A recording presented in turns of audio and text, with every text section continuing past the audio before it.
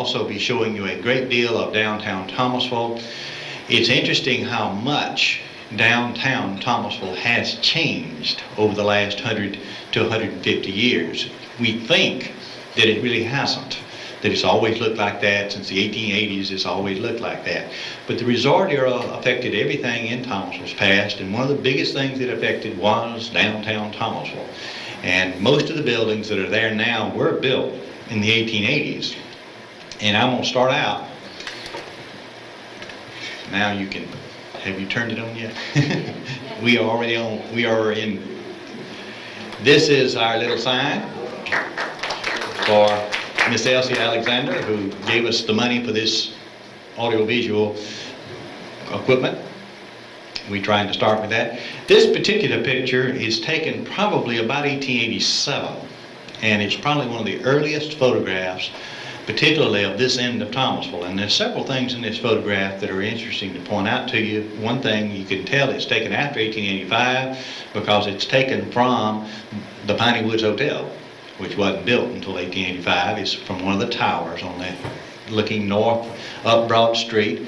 But when you dissect a picture, if you show me a picture of downtown Thomasville that I've never seen before, I can tell you within about a year when it was taken, and sometimes even less than that. But there's several things that date this one. For one thing, we're building the Opera House, which was completed by 1888. And that's what all that lumber is. The new Opera House is going up. Mr. Jurger has built his new store that I'll be talking about a little later on. This is the new store, which was built in 1885, so it was after 85. This is an interesting little sign that happens to be on the corner of Smith and Broad, Star Tobacco.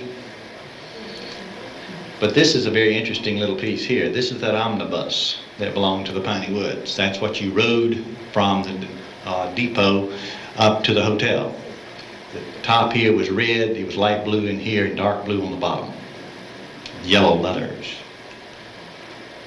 But they had a lot of strange signs around Thomasville. Now, exactly who the live men of Thomasville are, I can't tell you. But this is the live men of Thomasville.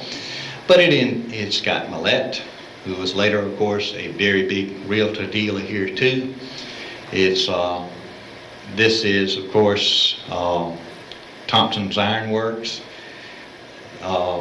Mondurant and Peacock, which were a drugstore. I don't know what SOT is. I've seen a few people that were. But SOT is, they must sell SOT. But there's several things that show here too that will date the picture. This is, of course, the courthouse before they remodeled it in 1888. That's why we know this picture has to have been taken in 1887, because you can see through. And this is the original John Wynn courthouse. They remodeled extensively in 1888. But another real big tip-off is this structure here. That's, of course, the Methodist Church. Wasn't built till 85. And in 1895, they'll paint the steeple white. So anytime you see a picture of the Methodist Church and it doesn't have a white steeple, it's taken before 1895. This is an interesting view looking the other direction from atop the courthouse. I love this. Lots and lots of flagpoles in Thomasville. That's the Maisie Hotel, the Brighton Hotel, the Mitchell House. This is the Stewart House. And starting at the north side of Broad and working our way down, this is the earliest picture we have of the north side of Broad. And you can tell it's taken after 1888 because there's the Maisie, but before 1895 because there's no Baptist church. There's supposed to be a Baptist church right there. It was built in 1895 and it isn't there yet. So that's across the street from the courthouse? Right and directly in front of the courthouse. The courthouse would be right about here. This would be taken from, well, probably the grounds of the courthouse. This is looking down Broad early because they added porches on these two buildings in the 1890s. But interestingly enough, how much Thomasville has changed. Now this is Izzo Drugstore, and this is the next 4 or 5 buildings. But notice this tin roof here and this stepped in front. within a short period of time, within 10 or 15 years, it's going to have a second floor and a wholly different front. This is Mr. Will Watt in front of the National Guard, about 1914. Duke's Mixture. I'm assuming that's a barber shop. That's the old Mode Theater.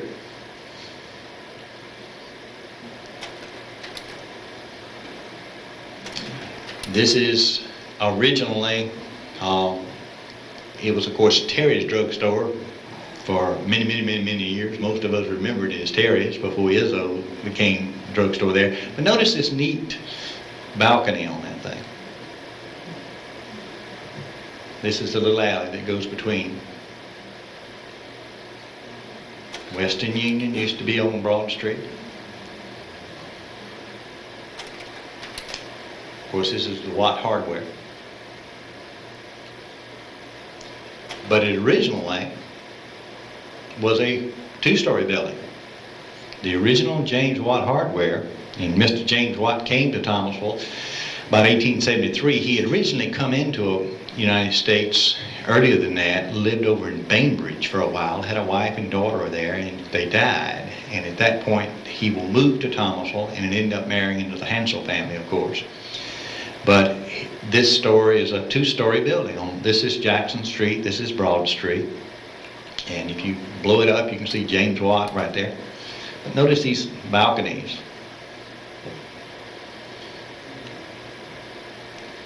This is across the street. This building I'll show you again in a little while. That's where the Times Enterprise is going to be. This building with a really interesting little dome here, dormer, that's City Hall. Watt's in a name. Clever little folks, those Watt. Much is in the name of Watt. It instantly suggested everything in hardware. This is selling powder and shell. Back in 1908. 3 pounds of powder for $5.25. I'm assuming this is, you're going to load your own shotgun shell. But at one point, we're in the electrical contracting business as well. But later it will be a 3-story building. They added a 3rd floor. And for many years, there were some law offices in those 2nd floors. This is the picture of it in the 30s after it no longer was Watt Hardware. It's now a grocery store.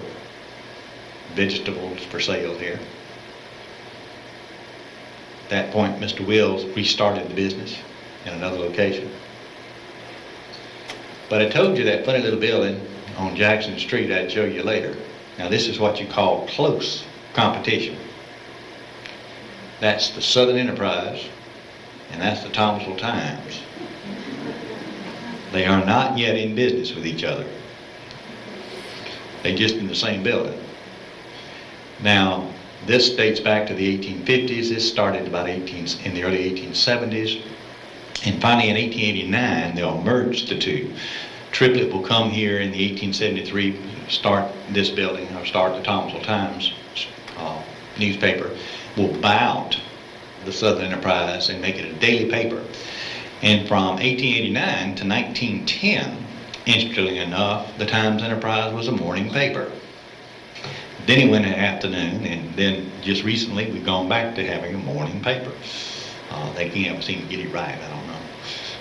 But it's interesting to point out the buildings on Jackson Street are all framed when this picture was taken. This picture was taken before 1889 because they're two different buildings, two different companies there. This is, of course, the Times Enterprise in 1892. There's subscriptions to the Weekly Times Enterprise. This is that same building, taken a little bit later. Now all the buildings are brick between the City Hall. Notice the restaurant sign. And of course, Mr. Wirtz might remember or might recognize this Wirtz and Son over here. I can see that. And later, this is a bakery So this is on Jackson. This is the bakery, which is where the telephone company will be. Moving back up this way was Wirtz and Son. This is probably about 1910 when this picture was taken, before they, well, about 1905 really, because they hadn't paved the streets yet, which was in 1907. Later they'll move down by City Bakery and becomes Wirtz and Son. Repaired everything. And the telephone company was right next door upstairs. Number, please. They started out, of course, numbering the telephone numbers in Thomasville 1, 2, 3. Watt and Tuck were number 1. And usually they're businesses and or government, like the City Hall was, I think, number 3 and things like that. But they'll use that numbering system up until 1955, when we finally went to dial telephone and went to CA6, 226, Canal 6. And because when I was a little boy, you called Watt bill of material and it was 476.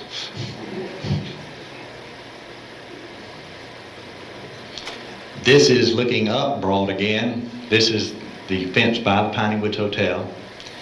Love the outfit. This is probably about 1890. And Celia might like this picture. This is her newest project. This is Dr. McIntosh's office. They're in the process of putting this back right this as we talk. And it originally did not hook to the building next door to it. This is the building on the corner. They've now added a wing over to here. And they adopted these windows, but it was built much later. This building was built in the 1870s. Dr. McIntosh started work here in the early 1870s.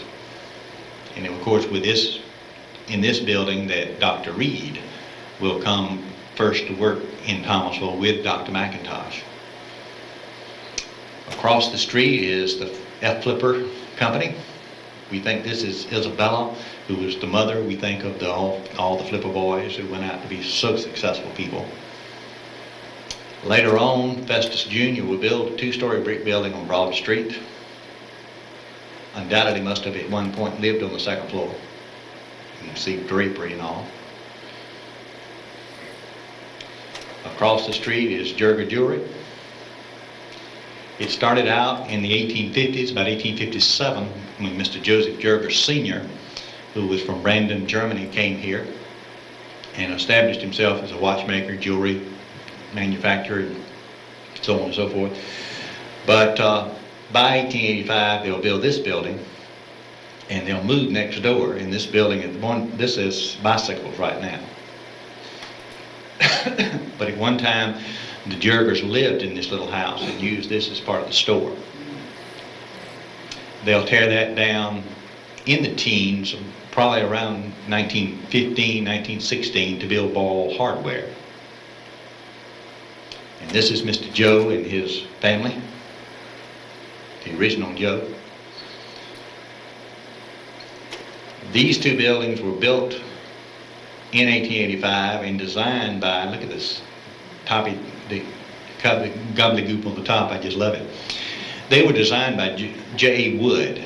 Wood was brought to Thomasville to build the Pineywoods, and before he leaves town, he'll not only build the Pineywoods, but he'll also, because the Mitchell House burned while he was here, built the new Mitchell House, built the South Georgia College, and will build these 2 buildings for Joe Jurger. And by 1893, Mr. Lewis Jurger took over the business when Papa died. And here's some stock in the original Lewis Jurger. Show you Joe were around a while. This is in payment of taxes levied of the Inferior Court of Thomas County the 24th of February 1862 for the support of the indigent families of soldiers who have gone in service of their country. And it ain't the United States. That's who was fighting. By 1917, Lewis Jurger is doing well. He's selling watches, diamonds, jewelry, clocks, silverware, and etc. I wished I could find me a 14-karat gold watch for $50. But in 1911, $50 was a great deal more money than it is at this particular point in time. This is Mr. Lewis in his store. And I would like to have a choice, a few of the goodies that are in-house there. As he looked when he first joined Rotary, loved the interior of that store. It hadn't changed much. It's still, those are still there, and that's still there. And they have taken out the spittoons. Dignified city here. Almost all the buildings built in that period have spittoons. I'll show you the Bank of Thomasville in a minute, and it has spittoons as well. But this is 4 generations, 3 generations probably. This most likely is Ed Jerger. But this is Mr. Joe Sr., this is Lewis, and this will probably be Joe Jr., who will take over, Joe the second, who will take over, and his son was also named Joe. This is Dr. Ainsworth out in front of the building. The first theater in town was the Dobbs Theater that was right next door. And as you can see, still, as late as 1915 or so, these 2 buildings are still remained exactly alike. They're 2 different structures. Jerger's in this one, and this one is something else. It varied over the years, but this building is where the commercial bank is going to come originally in 1924 to Thomasville. They recently put some of the top back. They didn't put all these funny little interesting things that got a little prohibitive. But again, main drag, probably about 1890. Notice this huge telephone flagpole out in front of Thomas Drug Store. It's taller than anything else. This 4-story, 3-story building next door to it, it must be 40, 50 feet high. But it shows up in all the pictures you see of Thomasville. You just don't always notice it. One of my favorite shots, this had to be taken after 1907 because the streets are paved. But I can just hear songs in the background when I look at that one. East side, west side, all around the town. This is, of course, the Welcome Center. That's Stireman, well, it was Stireman's originally, Crowcross. Whoops. Every now and then this thing will skip a slide. One of the things that's interesting about this little building that has a round point on it is the windows on this are kind of real interesting. This is what's behind right here. And this little building was where Carlton's used to be at one point. This is now where Skinner's is. It was McClellan's dime store when I was a little boy. And this is an interesting picture of Thomasville, probably in the neighborhood of 1910, 12. And when you blow up some of the details of it, for instance, strangely enough, Jerger's having a sale. I don't know many times I've ever walked by Durga Jewelry and they weren't having a sale. They sell Coca-Cola. Pop Key, I'm sure, was one that was furnishing for. This is an interesting shot, probably taken about 1890. This 2-tiered barber pole tells you that that's probably got 2 chairs in his barber shop. And all these telephone poles and light lines are very early for a little town in South Georgia. Thomasville was one of the first cities in America to have electric lights and telephones. But if you're going to attract the super wealthy to your backyard, you better have all the latest technology. This is probably about 1917. I love all the cars in the middle of the street.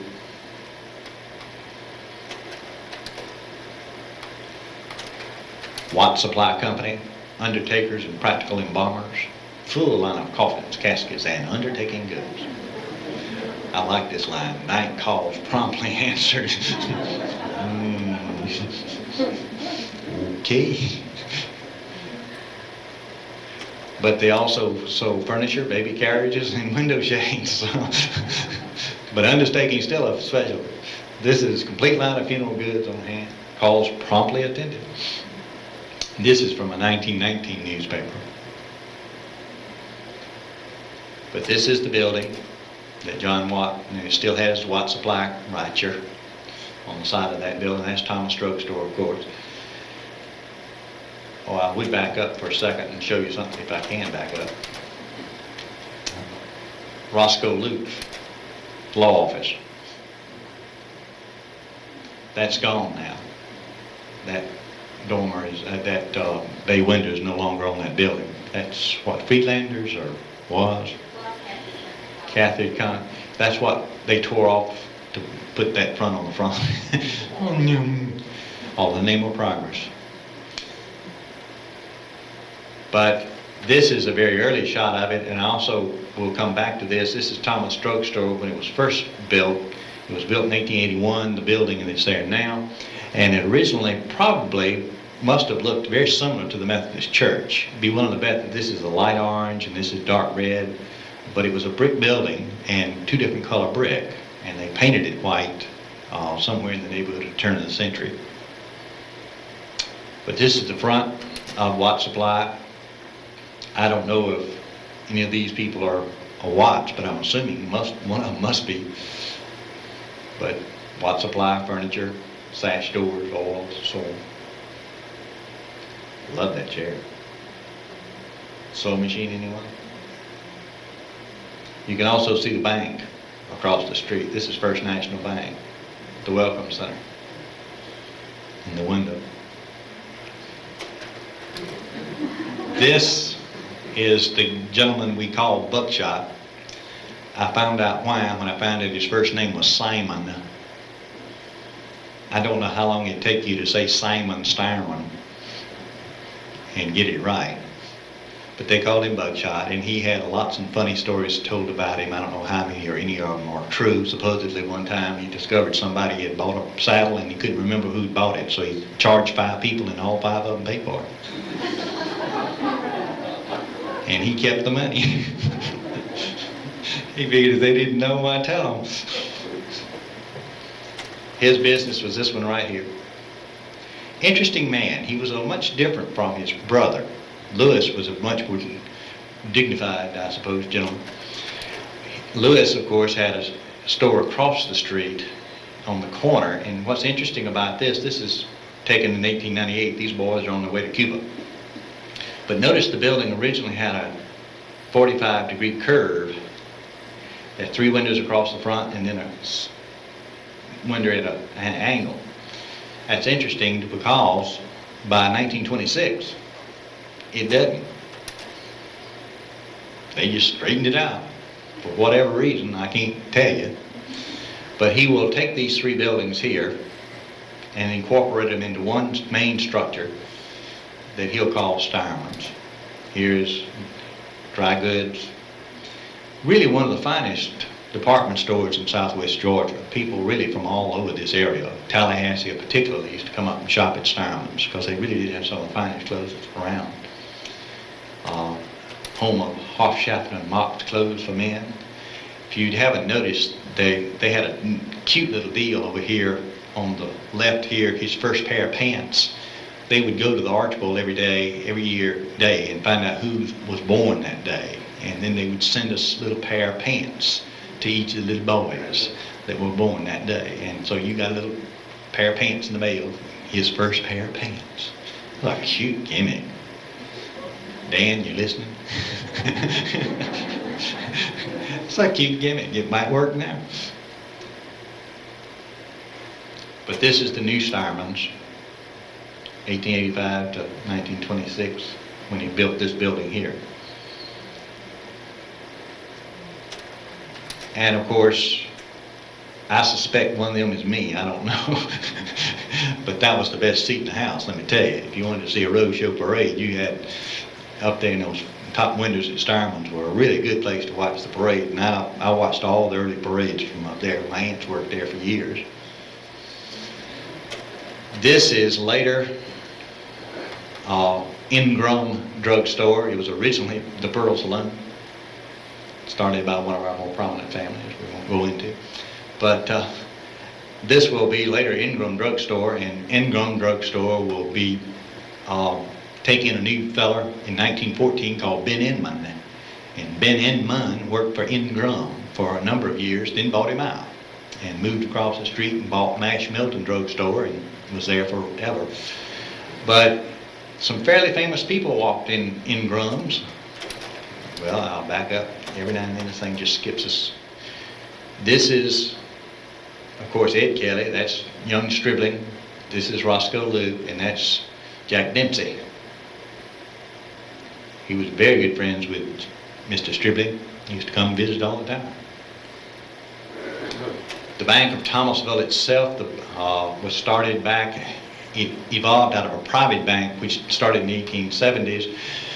By about 1887 it became the Bank of Thomasville, and this was their building for a number of years, and it was the oldest bank in South Georgia. Bank of Thomasville, capital surplus, undivided profits of $210,000, which was, this is 1919, a good bit of money at that point.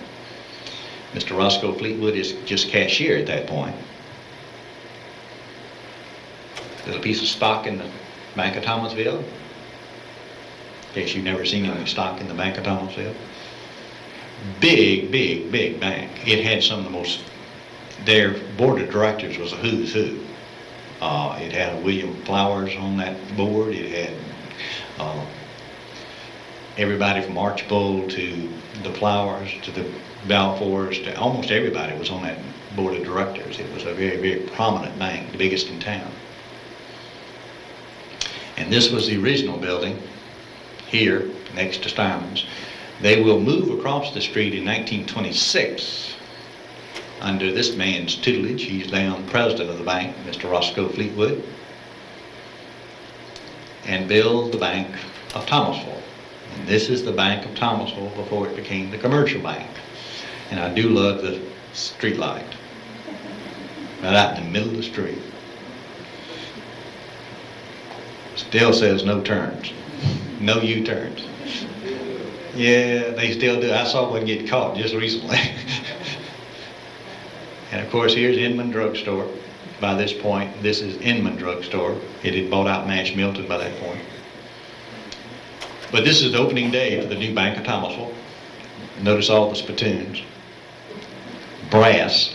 I don't know who had to polish those things, but I just think I'd be the one. The commercial bank got its start, capital stock, $25,000 down in Metcalfe, Georgia. Professor Holland was the cashier of the commercial bank in Metcalfe. He had actually been a school teacher in Metcalfe and become superintendent of schools in Meigs and had gone up there, and Mr. Holland came up, Mr. Horn rather, came up to Meigs and said, I want to start a bank in Metcalfe and I want you to be to run the bank for me. And he said, I don't know nothing about being a banker. And he said, well, you're smart, you can learn. And of course he was, and he did. As he looked when he was in the Rotary Club. When they move to Thomasville, they'll take that building next to Jurger and put marble on the front of it. And that marble's still there.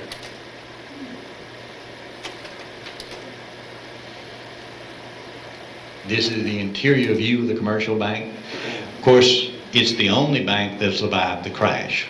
All the other big banks in Thomasville did go belly up, die. Thomasville was probably hit by the Depression as much as anybody, if not more, than any other little city in South Georgia, because we had gotten over the Reconstruction. We had had that resort era. We were doing well. We had a booming business going on in Thomasville, and then the bottom fell out in '29, and it just ruined lots and lots and lots of families' goodwill. But one of the things that kept this bank from going belly up, Mr. Holland, I'm told it was Holland, although Mr. Horn probably had a part in it as well, used a psychological ploy to keep a run from occurring on the bank. Of course, no bank ever has enough money in the bank to refund everybody's funds if they wanted them all at one time. And so it varies as to who's telling the story of how big a basket it was. But supposedly a big cotton basket that they stuffed with paper to begin with, to fill it up almost all the way to the top, and then put money on the top of that, and had it sitting over just on the other side of this grill where you could just look over there and see all that money. And if they had all that money, they must not be in trouble. So I went on home and didn't bother to take my money out. But that's one of the reasons they give for that, why that bank didn't fold. By 1934, they will buy the Bank of Thomasville and it becomes the commercial bank, and will stay the commercial bank until about 1978, 79, when they built their new building. And there they are building their new building. I do love the truck in the middle of the lobby. I took these over a series of months while they were building the building.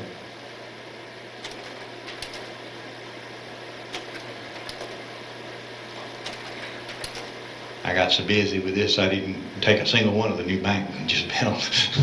My job gets worse every year. But this is the original Thomas drugstore. It's interesting that that drugstore has been a drugstore since 1869.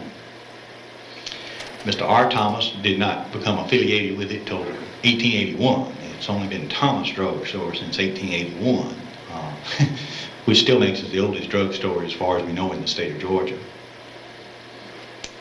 This is out in front. I love the bicycle. And the knickers here where he didn't get his pants caught in the chain. But they sold all kind of seed up there. They had to rebuild the top floor to put all the seed in. Here's just received 50 pounds of rutabaga and red top turnips, and I don't know what a flat Dutch turnip seed is, but anyway, they got some of those. Cabbage seeds, fresh and genuine. Also sold drugs, chemicals, startling articles, perfumery, etc. If we ain't got it, you don't need it. This is by 1907, and by 1907 they painted the building white, and it's been white pretty much ever since. That's paving Broad Street, by the way. This is the evolution of, when it first started, is Mr. Davies was in it for up until 1881 when he sold out to Thomas. And of course, interestingly enough, the Thomas family that's connected to the drugstore now only got there about 1913, 14, something like that, when Mr. Bill Thomas, or I think Bill Sr., started work there. And of course now, two sons and a grandson have been affiliated with this place. So it's interesting that there have always been a Thomas working at this drugstore, but not necessarily the same family. But it's been a Thomas at that drugstore since 1881. This is Mr. R. Thomas when he joined Rotary. Always seemed to have a cigar in his mouth. Here he was when they remodeled the store, the last major remodeling there on the floor.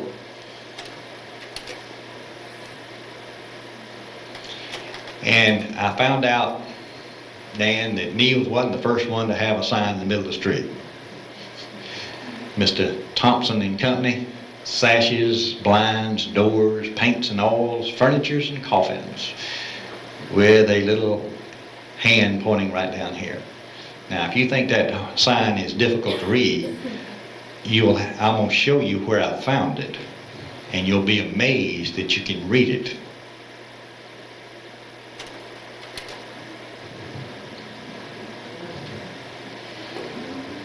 With a telephoto lens, actually with a micro lens, you can get right down to a postage stamp, and I could take a picture, and I did take a picture of just that. And that's what you were just reading. So they must have had signs across that street for a while. The last one to have one across the street was Mr. Lee Neal. And it was only there for 2 years, 98, 99. It's one of the ways that I can date a picture. If you've got a Neal sign in the middle of the street, I know it's taken 98, 99, because those are the only 2 years that sign was there. There it is the other way. It kind of reads a little strange backwards. But there's a little hand saying, right down there.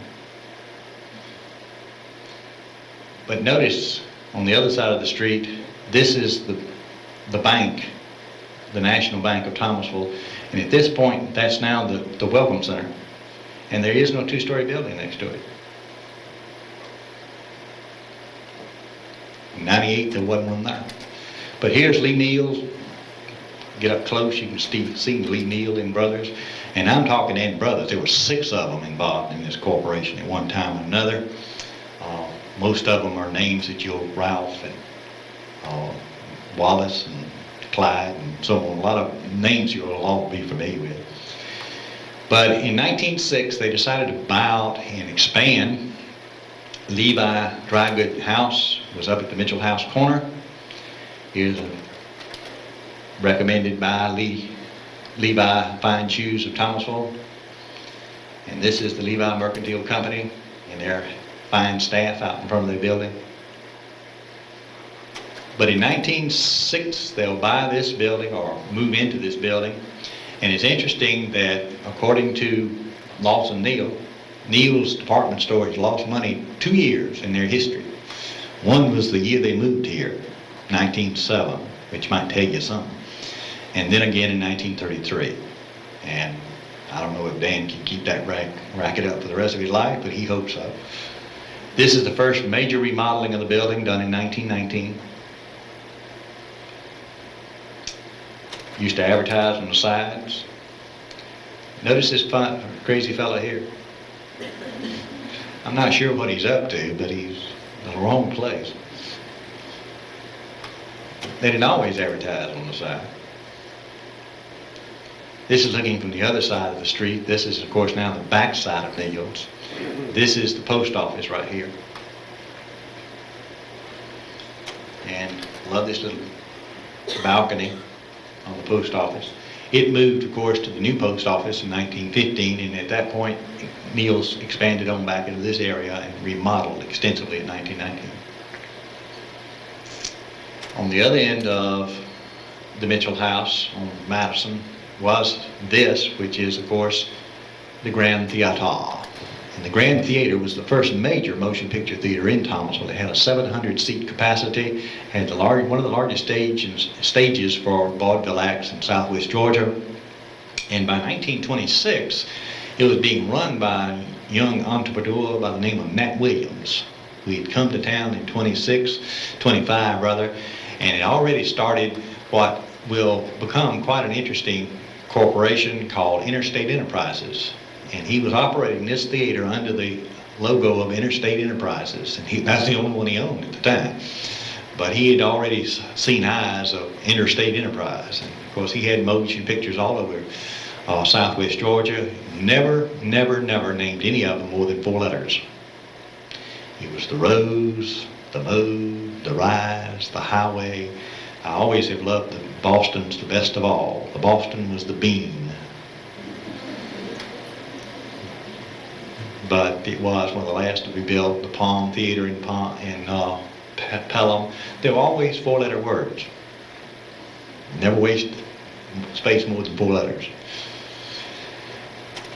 Destiny's being played at the Grand Theater.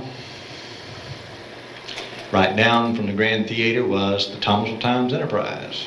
It's moved into what was the Mitchell House for a long time before it moved across the street to where Ponders is now. Right across the street is Feinberg and Feinberg and Son. Interestingly enough, there were 3 different Feinberg and Son that operated this business. The first Papa-Son combination was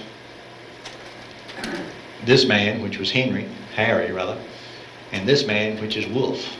This is Wolf Feinberg and his son Harry.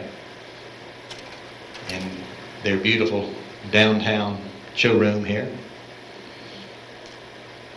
And this is Wolf and Harry again, and he has a son named Joseph, and Harry and Joseph were father and son, Feinberg and Son, and then Joe had a son, and so there was a Joe and a Joe that was father and son. For nearly 100 years, this operated as a business. This is Mr. Joe Upchurch, father to all them other up churches. And his great claim to fame was he built the Upchurch building. Excuse me. I ate a peanut. But this building is all no internal structural steel, it's all wood braces. But this is where all the doctors in town used to have offices. I know of at least 12 different doctors that were in this building in at least 1938. There were at least 12 doctors there, 8 doctors and 4 dentists. Dr. Searcy had an office there. Dr. Gravely had one there. Dr. All the doctors just about in town at one point had all of us went there at one time or another. You get shot or drilled on one. This is looking the other direction this is of course the post office at that point. I can tell you this picture was taken of it before 1924 because there are no street lights along the street. They were added in 1924. This is gone. This is about 1930. If you couldn't find the Rose Theater, it wasn't because they weren't trying. And here are the Great White Way lights, which were added in 24. So if you see those, you know the picture was taken after 1924. This is probably taken about 1938 or 39, and I can tell you that because that's the Bank of Thomas. Bank of Thomas County, which will later become CNS, which will later be Nations Bank.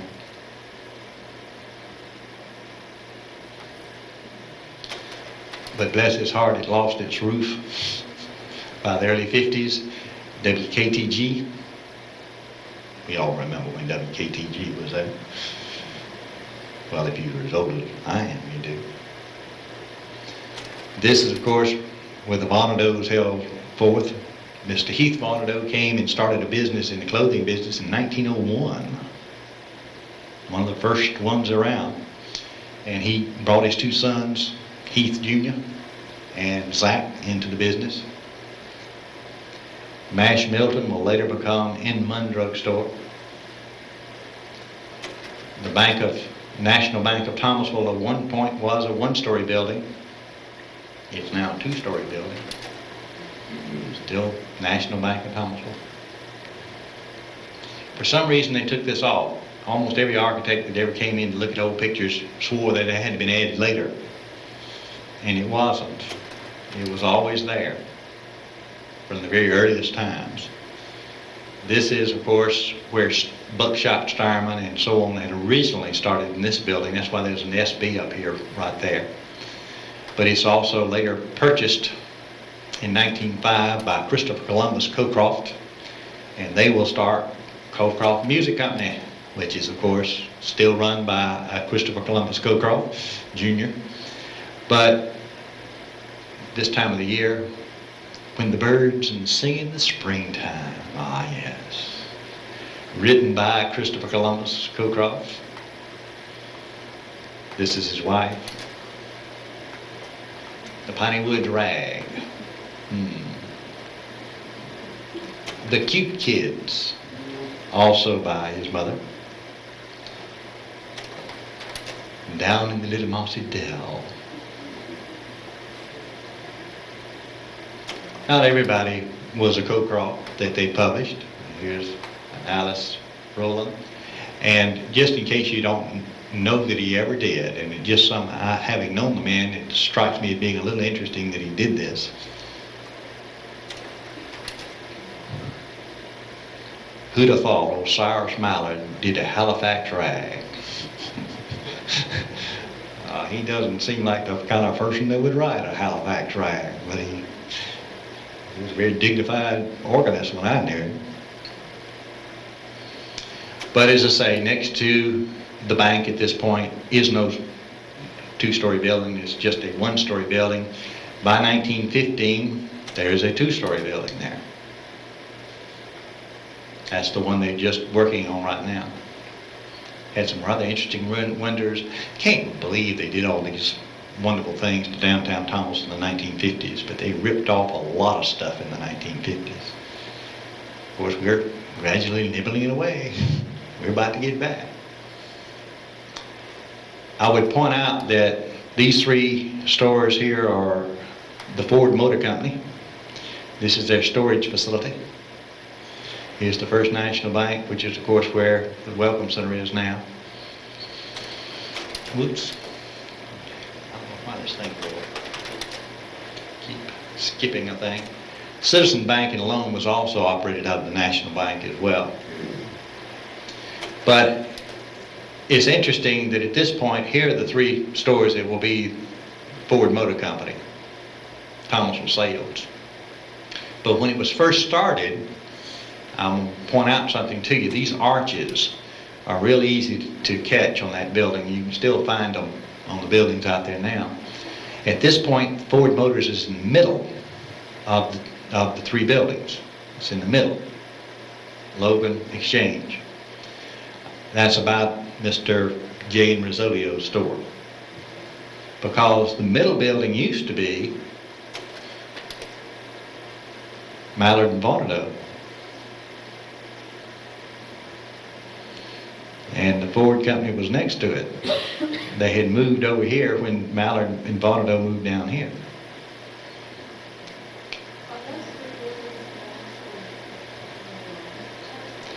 Yeah, Tusac, Plaza, a number of other. And this is the building that they're in the process of working on right now. Logan Auto Exchange, which started about 1916. Now, this gentleman didn't come along till 1917, and he'll buy out and rename Logan Auto Exchange Thomasville Sales. And this is our beautiful interior view of our showroom. I'd love to have any one of those cars now. They're worth a fortune now. It's a collector's item. This is John Turner when he first joined Rotary.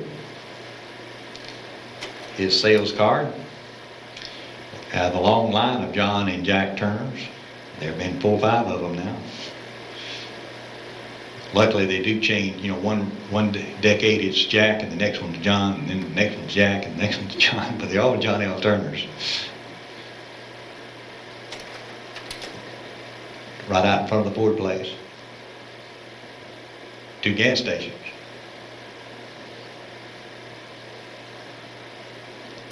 They later moved down the street and built what will be later the Falk Chevrolet, where the plaza sits now.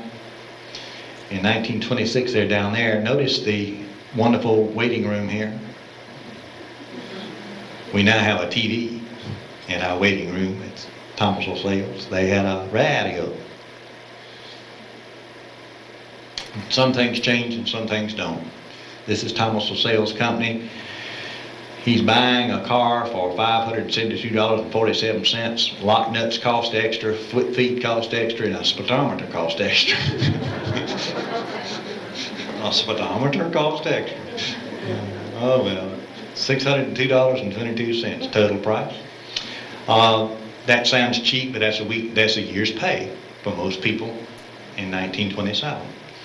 And over the years, if you'll go back to how long it took to earn it, automobiles and houses, to a large extent, generally in automobiles, it's 1 year's pay. Whether it's $600, $3,500, or $30,000. And houses are about 4 times. But if your house cost $3,000 then, it would have been, a lot more than later. Our service department. All these trucks are for sale. This, of course, will be later the Falk Chevrolet. Then they'll build another building a little bit later. And of course, Ford was the first to build a V8. Had the only V8 car for years in the 30s and early 40s. Chevrolet doesn't come out with a V8 until in 1955. This is another Jack Turner, who's better known for his artwork.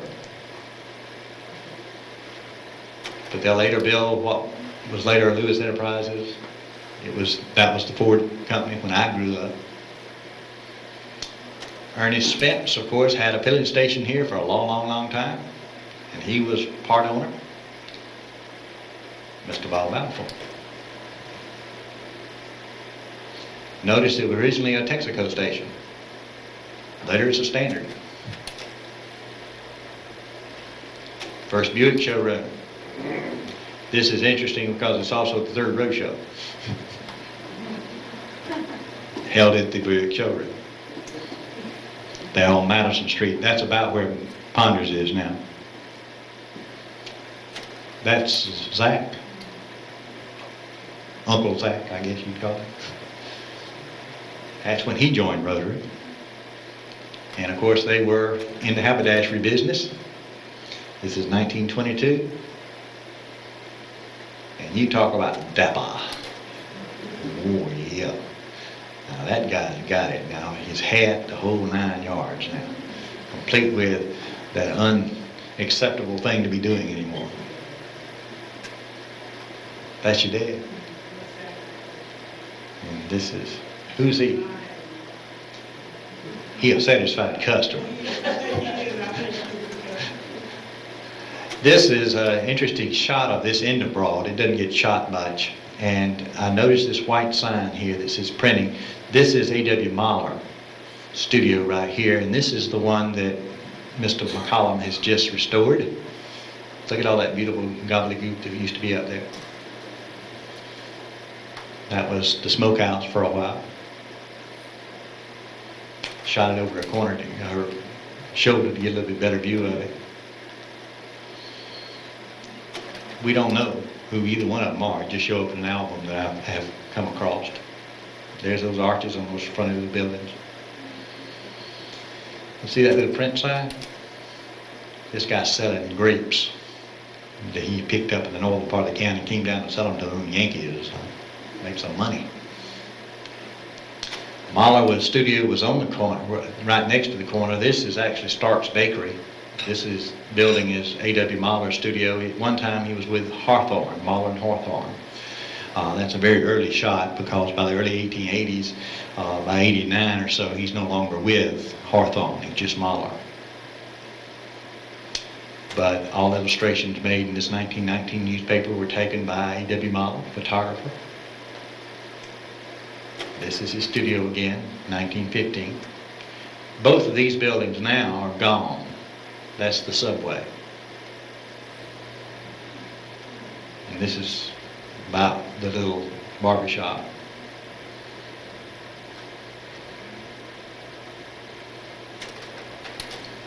This had a big sunlight in the window, a big window in the top of the roof that could be opened for light in order to take pictures. And this is A.W., not long before he died, in the 30s. He died about 33. Of course, once the tourists left, about 1900, A.W. was forced to make a living, and so he quit taking pictures of the buildings of Thomasville to a large extent, and then just went on to take pictures of peoples. And he took lots and lots of pictures of peoples. Some of these peoples you probably will know, but I'm not sure who they are. But I think he looks like somebody that worked there. There's several people in that picture I'm sure that probably somebody does know. I don't know who they all are, but Mr. F.B. Harris and Company was originally on Broad Street, right next to that funny little building with a funny little roof.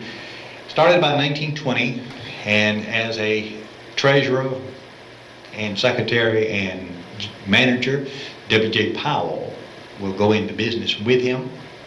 And then due to, well, probably a number of factors, but about 1931, they decided to dissolve the partnership. Originally, this is, of course, Mr. F.B. Harris when he first joined Rotary. And this is the wholesale grocery business that he and Mr. Powell were involved in. And this, of course, is the original floor plan of Flowers Industries. This is right. This is Madison Street. This is being built in 1919. That I'll show you a picture of in a little bit. But the story goes there was one of the two, and I don't throw any version to any person. I don't know who did it or don't really even care.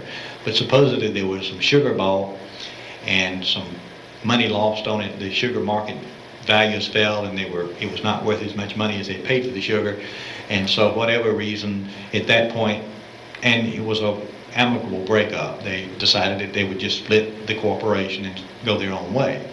And I find it really interesting that Mr. W.J. Powell took that sugar, and this is the original place, and he went and started a candy factory when issued lemons, you make lemonade. So he took his sugar and went and made candy out of it. Must have not been in the candy business for very long, because within a very short period of time, he is back in the produce business. And of course, this gentleman joined the firm about 1947 as a trainee. Done right well, I understand, at that business. Kind of married into the family, sort of. And of course, this is Mr. W.J. Powell. It's interesting that what the 30s will produce in the number of the Bob Balfours, the W.J. Powells that were running around Thomasville in the 1930s, that we just don't have those kind of people, unfortunately, any longer. But this is in the 1950s, probably not long before Mr. Powell died. The first fleet, 1939, I understand, when they bought these 3 trucks. That's, the Depression is not quite over. It ain't as bad as it was, but it ain't good yet in 39. And to buy 3 trucks must have taken a strain. Of course, he joins in the 50s, BJ, and that's Mr. Harry. Hadn't changed at all. In front of the new ice freezer they're building. This building was built in 1951, I believe. Dedicated in 52. Then in 51. Well, hey, that's not a bad guess. But this particular picture of it was probably taken about 1976. It came out of that little Blue Heritage Foundation thing that we did in 1976. That may be Joe May's car.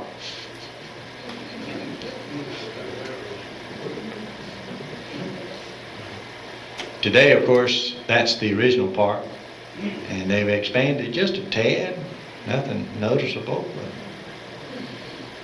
now their parking lot's bigger than done right well by that business.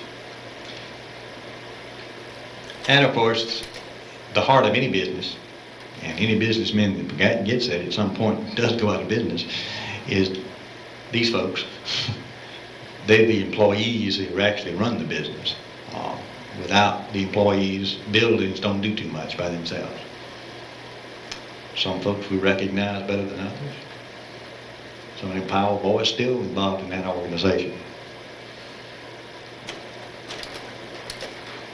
Let me back up again. This thing keeps jumping a slide for some reason. This is Jackson Street. Jackson Street, bless its little heart, never had many pictures taken of it because it never was a very fashionable part of the town. This is out of focus, but the picture is. But it's just one of the very few pictures I have of that section of Lower Jackson. Selling snake oil here. But there was one very, very important corporation down there, the Tunnel Ironworks, which dates back to the 1870s, about 1871. And this corporation will manufacture all kind of interesting things. Over the years, it did make syrup boilers, it made corn grinders, it made great lightweight light posts, all those up and down Broad Street, and most of Florida was made here in Thomasville at this. And you'll find syrup covers up in New York City made by Tunnel Ironworks. I have seen 1 or 2 of them up there. But this was a very large foundry and made all kind of interesting things. The Great White Way is what really put them out of business. They got so far into debt making these things, and the Florida boom busted, and they didn't pay for all these great posts they had made, and they went bankrupt. Hicks's, when it started back in the 1930s, it's over 50 years old as well. Started out with $2,500 in the bank, ended up with $153.90. Well, that's, the Depression, babe. Won an award. Borrowed this from out of Pebble Hill, put some roses on. And of course, I don't know if that stick pen's still around or not, but That's a gorgeous piece. This is Mr. William Howard Flowers Sr., founding father of. When he first joined Rotary, he will found a business, and here's a huge whole page ad in the newspaper of the fact that they're the two food products most indispensable to human families: ice cream and bread. Well, maybe milk and bread, but ice cream and bread sounds good to me. I would like those. Man does not live by bread alone. He needs a little ice cream on it. This is the original ice cream company, which started back in 1916. Here's the new factory being built. It will be in operation about September the 1st, 1919.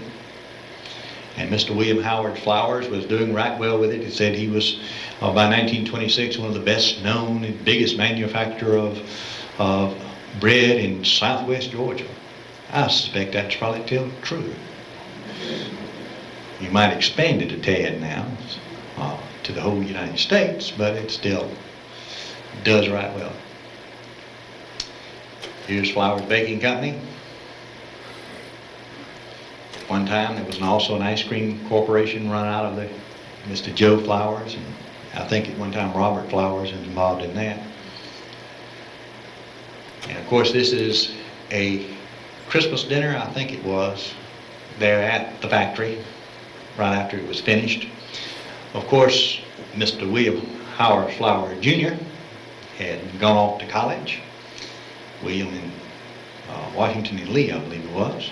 Just graduated, all of 20 years of age, when his papa died of a heart attack down in Tallahassee, very unexpectedly, and left this young man.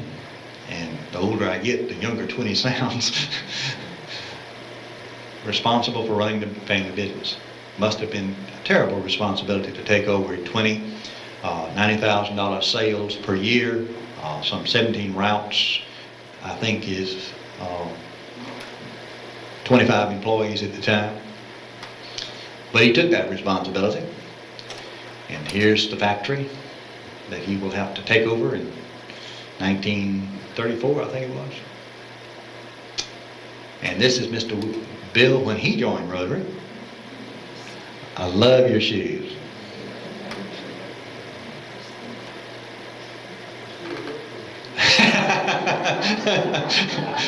Well, won't not waste not, you know. Bill said he still has those shoes. Why not? And of course, in 1975, they will build and move into their new corporate headquarters. And here are the two founding fathers, I suppose, of Flowers Industries from the beginning to what it will become. Today, of course, one of the largest corporations in the entire United States. It boggles my imagination. When you start talking in billion-dollar sales and billion point something, and the points hundreds of millions of dollars. I mean, I just, 3,000 is a lot of money to me. Billion plus boggles my imagination. This is when they met the first Little Miss Sunbeam here in 1944. They began to be the 6th bakery in the United States to put Little Miss Sunbeam on their bread and on their wrappers. And of course, two of the original concepts for Miss Sunbeam are over here on the table if you haven't looked at those yet. Mr. Bill in Langdon, which also, of course, joined after he got out of Georgia Tech, I believe. At a sales meeting, Jimmy Stewart even likes Sunbeam bread. Hey, Jimmy Stewart's likes Sunbeam bread. It's got to sell good. And, of course, Amos. In 1967, I believe it was, they made the monumental decision to go public. And they sold 200,000 little old shares for piddling $2 or $3 million there. I think it sold at about $11.60 a share at the time. I don't know what that original 200,000 shares would be worth in today's world, but I wouldn't mind having a small share of that 200,000 shares, because I'm sure it's split enough times now to make it even, or just a few shares would have made you some money by now. It is a very fine company, and of course, corporate headquarters for it is still here in Thomasville. I find it real interesting the connections that this house has to the businesses of Thomasville. Actually, three of the biggest companies that have ever come out of Thomasville are directly connected to this building. Joseph Hampton Flowers, who's grandpapa to these flowers, built the house in 1923. And then in 1941, the house was purchased by Fritz Roberts, who started Sunny Lynn Packing Company. And then Davis Meters gave us the room we're sitting in. So I find it really interesting that both the three biggest companies that ever came out of Thomasville are directly connected to this house. I keep hoping it's something to do with this house. I spent a lot of time in this house. It's made three men wealthy, I think, hopefully. I'm give up. After 25 years, I'm about to give up. Of course, the other business that did start here in Thomasville, and it really is a racial algae story. If you were to read this, you'd think somebody's lying to you.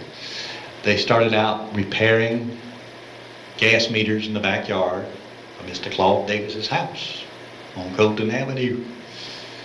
And then they built a building, and this is their first corporate headquarters here, built about 1947, which later will be what building material.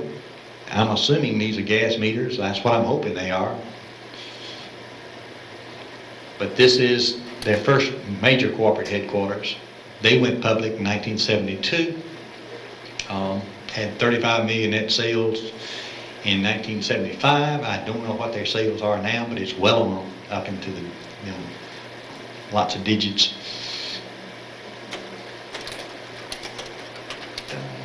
Okay. This is, of course, which will be the Bank of Thomas County. That started about 1938. Mr. William Fred Scott started that one. And his son, Fred Scott Jr., will take over later. Mr. Bob Balfour, when he joined Rotary. And he will join Georgia Creek and Basket. Actually, it starts back about 1897, and he'll join the business about 1906. And at that point, it was out on Susie Way. This is Smith Avenue, rather, right here. And it was out on Susie Way. And in 1926, had 150 employees and turned out 300,000 baskets every year. Those are baskets. That's a bunch of baskets. They will later, in about 1938, 39, something like that, under the auspices of Georgia Creek and Basket Company, start also a lumber company. Georgia Creek and Basket, of course, went on out to Smith Avenue on the other side of town and built this rather sizable structure now that's Georgia Creek and Basket today. But they also, Bob Balfour also started what will be Balfour Lumber Company.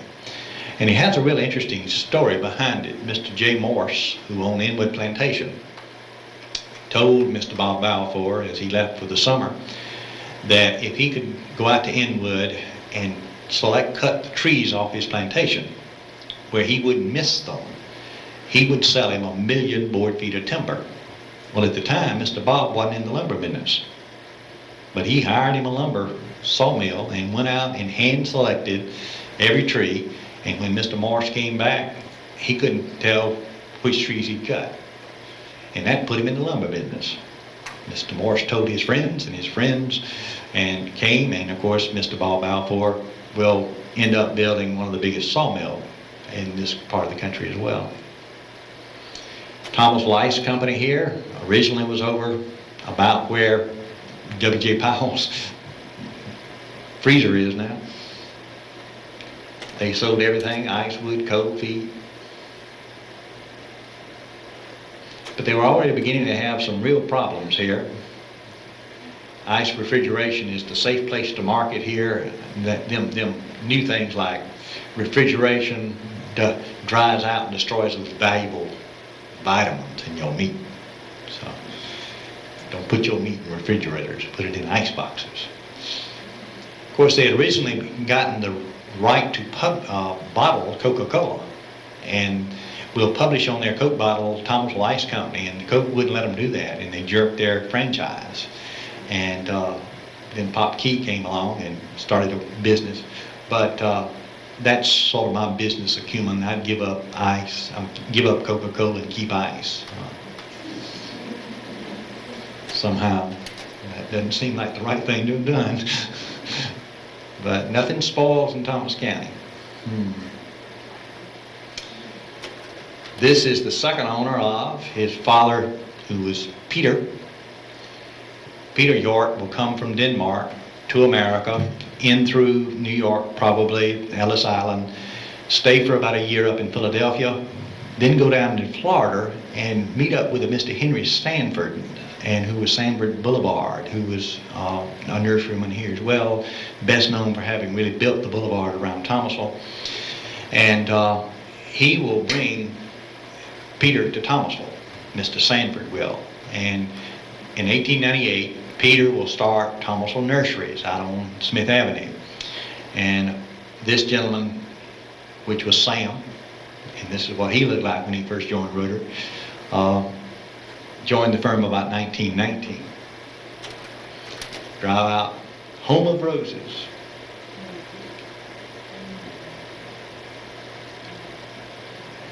The first ad for roses from Thomasville was nurseries in 1898. The first, they will publish these catalogs. The first one of those was mailed out in 1922. This is downtown Thomasville. E.E. Mack bringing his cows to market because they have just started a new corporation here called the Farmers Meat Company. Over there not too far from Powell's Nursery. W.J. Powell's, rather. Farmers Meat Company. It will later become. But about 1937, they decided in order to break into the Florida market that they would meet all the federal regulations. And so at that point, they met all the federal regulations, broke into the market there, and at that point, changed their name about 1938 to the Georgia Packing Company. And the Georgia Packing Company will later build a fairly sizable little company. But you'll notice it says Georgia Packing Company. And it stayed Georgia Packing Company well into the 50s. I do not know exactly when they changed their logo to Sunnyland. But I know in 49, 50 parades they were still Georgia Packing Company. Sunnyland now. And of course that's the factory out there now. It was later purchased from the Roberts by the Harvards to a French concern, and I think now Likes owns it, if I remember correctly at this point. Smith Hill Hams now? Yeah, I can't keep up with who owns it anymore. But it still seems to operate. Mr. Pop Keys, I don't know the fact that he was selling soda pop had anything to do with his nickname or not, but Mr. H.L. Keys will start the Coke Thomasville Bottling Company here in 1910. Interestingly enough, too, happened to be the first president of Federal Savings and Loan when they started Federal Savings and Loan. Later, this is the second owner, who is, all right, Morris. What's his first name? Carlos. Yeah. He'll take over in 52, I believe. Carlos Morris, who is the father to the lady who now married to L.T. Palmer. But this is his picture, and he runs the company till his death. And all I always remember him because he always had a nickel in his pocket, several of them. That's Feaster. All I always remember Feaster. Whole crew there, bottling that soda pop. The pause that refreshes and all that. Been known to advertise a tad, the Coca-Cola Company has, and they've done right well about that. The city of Thomasville got into the electric business in 1906, but in the early 1880s that's the first real power plant in Thomasville. Ran 40 whole lights. By 1919, we had become a very big corporation, covering about something like 100 square miles. The new factory to create that engine, to create the electricity, the Great White Way going in way. And of course there's the Great White Way. And of course it's the first electric lights over the street. And of course today that's water and light plant still helps run the city of Thomasville, because we run, what is it, like 200 square miles out of Thomasville now? And that brings in a lot of revenue for the old city. This is the third oldest radio station in the country, in the state rather, the state of Georgia. This is Hoyt Wimpy's garage, but that's where he started the radio station. That's Hoyt. And that's his radio station. The whole thing right there. That's the whole thing. That's the turntable for the entertainment. That's the entertainment right there. That's the electrical backup system here.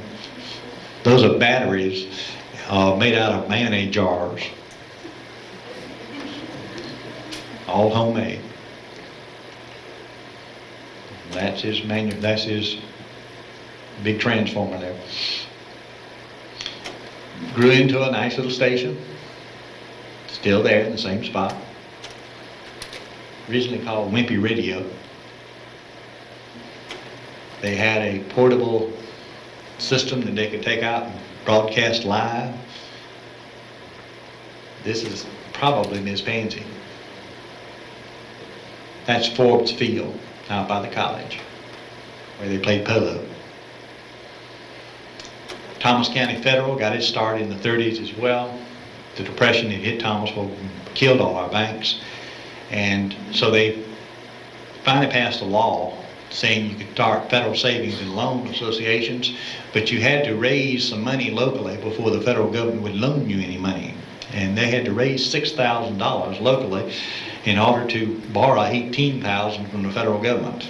And they liked to never raise that $6,000. Nobody in town had any money. And what few people that had any money didn't want to part with it. So they finally got up enough money to get their $6,000 and got their loan. And now that corporation, as of 1996, give or take $4-5 million, right at $200 million assets now. And that boggles my imagination. 196 and some change, if you want to call $700,000 change. There was a Thomas College before there was a Thomas College. Oglethorpe Saving and Trust Company, which also went belly up in the 30s. Cherokee, which later became ROC. This is Jackson Street when they were building the new water tower. I find it interesting how many buildings are no longer on Madison. This is Madison Street right here. Here's the back of Neal's. That's the back of the Mitchell house. They tore that down in 1967 to build a parking lot. All that's gone now. Some big, big warehouses and all, cotton warehouses a lot. Of course, this is a picture taken probably about 1949. That's Steierman's and that's Neal's. And this is the Scott office building and the WKTG and Upchurch building. At that point, that's the post office. Courthouse. This is the commercial bank. That's probably the Mood Theater. The Baptist church is still there. But I find it, would point out to you that there is no Scott Hotel. And there is no Maisie Hotel. That's how I know this was taken in 49. They tore down the Maisie Hotel to build the Scott Hotel. So that little sign that says, this is the Maisie Hotel built, and the architect was John Maisie. John Maisie was the owner, not the architect. And that building's the Scott Hotel. It was never anything to do with the Maisie. The Maisie is slightly gone. We now have the Scott Hotel. The bank's still there. Church is still there. The Baptist church is still there. This is, of course, the main drag of Thomasville, about 1964 or 5, something like that. Sears used to still be, was in the middle of town. That building was still there. Well past the 50s. I don't know why they would change it in the 60s, but they did. Carlton's used to be right along there. This is the other end of town.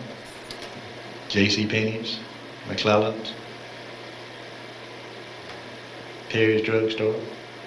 All of us went there, got our Coke, cherry Cokes. Of course, this